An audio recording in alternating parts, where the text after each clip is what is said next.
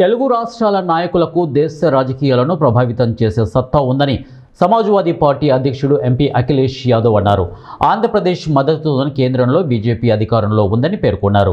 హైదరాబాదులో శుక్రవారం జరిగిన యాదవుల ఆత్మీయ సమ్మేళనానికి ఉత్తరప్రదేశ్ మాజీ సీఎం అఖిలేష్ యాదవ్ ముఖ్య అతిథిగా హాజరయ్యారు.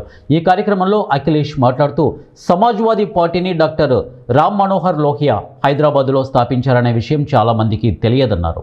వేర్వేరు పార్టీలకు చెందిన నాయకులంతా సమ్మేళనంలో కలిసి ఉండడంపై హర్షం వ్యక్తం చేశారు. ఏపీ, తెలంగాణ రాష్ట్రం విడిపోయినా యాదవ సమాజం సదరు ఉత్సవాన్ని ఘనంగా నిర్వహిస్తుండడం గొప్ప విషయమన్నారు. సదరు ఉత్సవాన్ని రాష్ట్ర ఉత్సవంగా ప్రభుత్వం ప్రకటించడం పట్ల హర్షం వ్యక్తం చేశారు.